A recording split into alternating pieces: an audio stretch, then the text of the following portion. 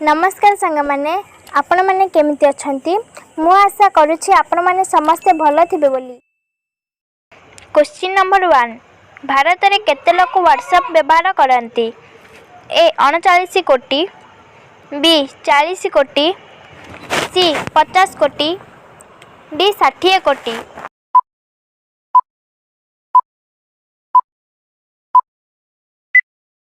तुमर सठिक उत्तरटी होची ए 39 कोटी। क्वेश्चन नंबर 2 धला सिंह केउठारे देखिबाको मिली थाए? ए अमेरिका रे, बी भारत रे, सी नॉर्वे रे, डी दक्षिण अफ्रीका रे।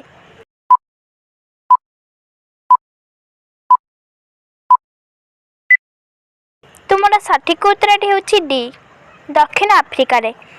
क्वेश्चन नंबर 3 भारत रे केतोटी चिताबाघ रही? ए 5टी चिताबाघ, बी 2टी चिताबाघ, सी 10टी चिताबाघ, डी 1टी चिताबाघ।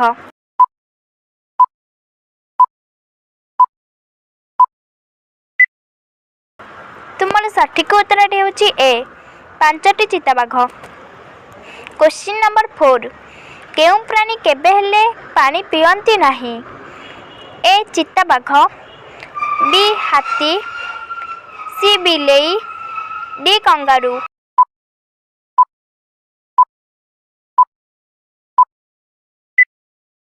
तुमर सठिक उत्तरटी होची D kangaroo. Question number 5 Bharat केउ देशर सर्वाधिक अस्त्र क्रय बा किनी थाए? ए रूस रु, बी चाइना रु, सी अमेरिका रु, डी फ्रांस रु।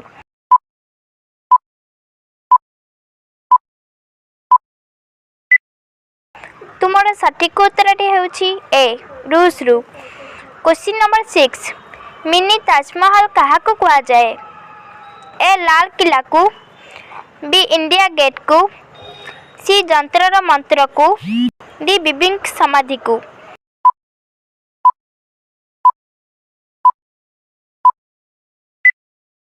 तुमर सठिक उत्तरटी होची ए लाल किला को।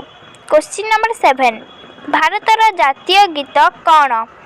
ए जनगण मन, बी सारे जहाँ से अच्छा, सी वंदे मातरम, डी सत्यमेव जयते।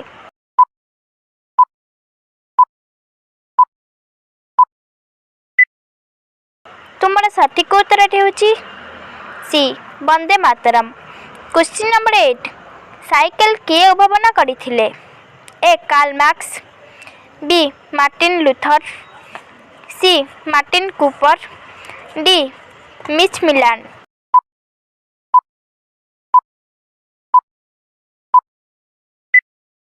तुमर सठिक उत्तरटी होची D Mitch Milan. Question number 9 पक्षी मानकर राजा काहाकू कुआ जाए? ए ओट पक्षी, बी सारगुणा, सी मयूर, डी बाजपक्षी।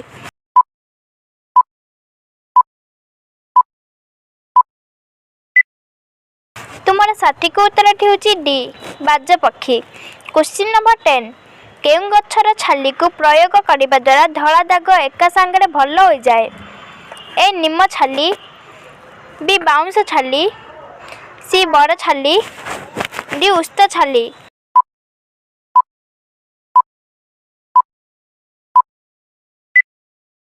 तुमर सठिक उत्तरटी होची बी बाउंस छाली।